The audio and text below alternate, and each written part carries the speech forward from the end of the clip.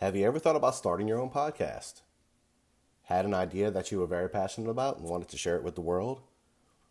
When I was trying to get this podcast off the ground, I had a lot of questions too. How do I record an episode? How do I get my show into all the apps people like to listen to? How do I make money on my podcast? The answer to every one of these questions is really simple. Anchor. Anchor is a one-stop shop for recording, hosting, and distributing your podcast.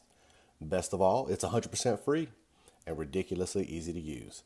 And now, Anchor can match you with great sponsors who want to advertise on your podcast. That means you can get paid to podcast right away. In fact, that's what I'm doing right now by reading this ad. Anchor's been really easy to use. I can create, edit, and distribute my podcast seamlessly. The experience has been great, and I can't believe I waited this long to start a podcast. So if you always wanted to start a podcast and make money doing it, go to anchor.fm/start. That's anchor.fm/start to join me and the diverse community of podcasters already using Anchor. That's anchor.fm/start. Can't wait to hear your podcast.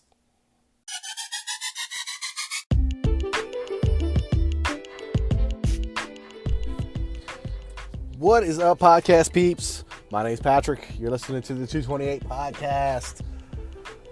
So, you have a spouse, and your spouse may or may not believe in you. And let's say you're trying to come up with ideas or work on something to maybe get you closer to some goals or some aspirations, or get you in a place where you design your life and live the lifestyle by design. Well, part of that solution is selling your spouse on the idea that you can make money or build a living or make extra income or whatever your goal could be, and getting them on board and helping you get to a point where you can execute. Let me rephrase that. That's the exact story that happened to me today. So right now, I'm building 228.com, and the dialogue between my wife and I was, I'm thinking as I'm going through this, we were talking about jobs and possibly me getting another job or switching jobs. And it doesn't quite work because we need childcare. And as of right now, my wife works during the day and I work at night. So that's how I'm crafting these awesome podcasts. Yes, quite awesome. And we have child coverage because I'm home during the day, and we lucked out. I mean, the school that my child goes through has K through 6. So for the next 6+ years, we are all of 5 minutes away from school. So we haven't had to pay childcare because my wife works during the day and I work at night.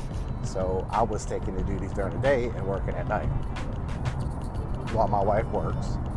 And then at night, she's taking care of the duties. So I'm kind of in a rough patch or a rough spot where I'm in a position that I'm not able to move up in or sideways in because the childcare issue is the biggest issue or the biggest hurdle to take the next step and maybe increase my means or increase my income. So the whole point of building 228.com and starting to do professional detailing work is to generate extra income for my family and eventually have that income be large enough to where I can stop working those nights and start working during the day like normal people and having the weekends off and having holidays off. That doesn't mean that I'm going to take off those days.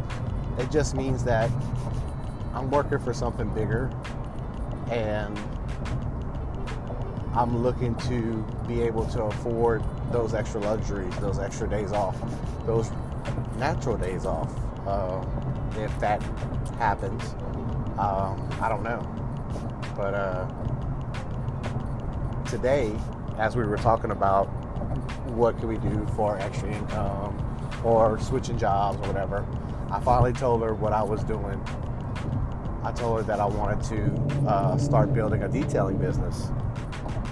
And I broke it down to how I was thinking about working this. And she gave me the green light. She gave me the go. And I told her, like, the first step with doing with the car details is I was going to do, like, offer the services for free to our neighborhood. And I was only going to do that for 3 months. That way I could learn the trade and learn how to do things and research, and when something comes up, you know, just actually get it under my belt. And she said, well, you can do this, but you can't do it for free. So she said, at least $20, which I'm planning on building these services out. And the basic wash is $60 to give you any point of reference. And going up as you start getting into the car further, the detail is going to be it's going to cost more. There's going to be an increase because you're going to be using different products. You're going to be doing different services. There's different aspects of the car that you're going to touch. So those tiers are going to go up, and I'm going to tweak those. But for now, you know, that's not really a bad deal. You know, it's still kind of cold in Mississippi. I offer to do detailing and it's just exterior washes only. We're just doing the outside. We're not getting inside the car whatsoever. Wash your car, make it look nice, maybe add a little pop to it. Who knows? It just depends on how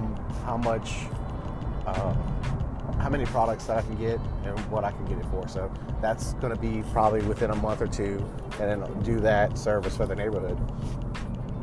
But the whole point of this podcast is to get that vote of confidence. I had to break down my plan step by step on how I plan on doing it. Now, to my advantage, I know one of her coworkers is quote unquote a car nut, and he details cars, which, you know, I'm not knocking the guy. I have no idea what he does or how he's doing it or what it could be, but I get the feeling that it's the $20 or $25 special parking lot pimping car washes, you know. But I don't know that. I'm not knocking the guy, and he could very well be doing an excellent job. But like I said, it was an advantage to me. So I posted to her, like, hey, on my off days or on the side, or maybe a weekend whenever everybody's home, to start doing car details. And this is probably the first time she's said yes. She gave me the caveat of, you have to make some money on this in order for this to be feasible. And I said, okay, great, we can start there. And then I told her the plan, the rest of the deal. We start with the exterior washes, then we start getting in deeper into the car, start getting into interiors, professional interior, and that's going to be a whole new unit. And paint correction, coatings, protections, and I think any further than that, like paint protection film, you need a shop for. Even for maybe corrections, I could probably get pretty close to actually professionally doing it from my garage. That it wouldn't make a difference if I had a shop or a garage, or in my garage. So, you got to have that vote of confidence. You have to have your spouse on board, especially when you have a house note, child care. People depend on you for whatever reason. You have to work that in. You have to get that vote from your spouse, because if they're not on board, then it kind of makes life tough for you to get rolling and get that steam and you know, get that wind under your sails to get moving, because there's so many vital parts to life, and not having your spouse on board is a deal breaker sometimes. I've been able to get away with building the website out because I've had experience with it. I had a little bit of money coming in from the FBA business, and I have to generate money to keep everything going, but I have to show her that I can make some extra money, some extra revenue, get this going, you know. So, but I got the vote of confidence from her, got her on board. From here on out, it's going to be smooth sailing. It's just going to be collecting equipment and making sure that I have the right stuff, products, rags, or microfiber towels, and all that to go. But, and you know what? It was 100% a relief whenever she said, hey, you can do this, and then went on with the rest of the plan. So I'm happy about that. So, you know, sit down, talk with your spouse or your significant other, you know, get them on board and convince them that, hey, you can make the bet on me because I'm going to produce this. Tell them the benefits, you know, tell that person, you know, we're gonna make extra money, or we're gonna roll this into something bigger than what it is. There's better possibilities, and follow through with it. That's the other thing. So once you get the vote of yes, and you've persuaded that person to accept your idea and what you believe you can achieve, you have to follow through with that. So that vote of confidence can easily turn into a veto, and then you're stuck out of luck, because if you don't have that person, you're kind of running into a brick wall. And I don't feel that if she would have said no, it would have crushed me.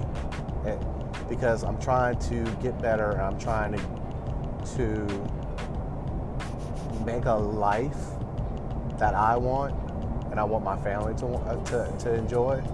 And that was the first step in really getting her on board with something. Now, I'll tell you this, I've tried before as far as being an iOS developer or a programmer or whatever you call it, making apps for the iPhone, and she wasn't quite sold on that topic. And even though I was successful at it, I did get money from that app that I built. She wasn't quite sold on the idea. But this is probably something that is going to be fruitful for our family, and especially for my daughter. I'm really thinking about, you know, showing her that, hey, you can do this, or you can support yourself, or you can build a business that is going to be fruitful for you and gonna give you the options in life that everybody should have, but nobody wants to do the work for, if that makes any sense. There are things in life that you need money for to enjoy, and having that vote of confidence from your significant other or your spouse or your girlfriend or your boyfriend or whatever is tremendous. Now, we get to the point where they say no. Well, if you're married to them, you're kind of stuck. I know I was. I can tell you that from the jump. You can only go so far without the support of your significant other. If you have a boyfriend or girlfriend, I'm going to tell you this right now. If they're not on board as not lawfully obligated to you, you need to kick that butt to the curb. You just need to go ahead and cut that off and be like, hey, look, I'm trying to better myself. If you're not bored with us, I'll see you later. It's tough. It's hard. Man, it's a sucker punch. But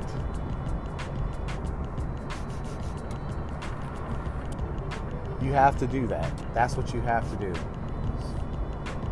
You have to kick that person to the curb. You have to send them on their way because they're not going to be anything but an anchor to you. And even as a spouse or lawfully obligated to you, if your spouse isn't on board with it, it's kind of like dragging a ball and chain as you go along into your journey. And it sucks. I've experienced it already, but with this vote of confidence, I'm ready to run through a brick wall and get this done and show her, hey, I'm the man of the house. We're going to get this done. So,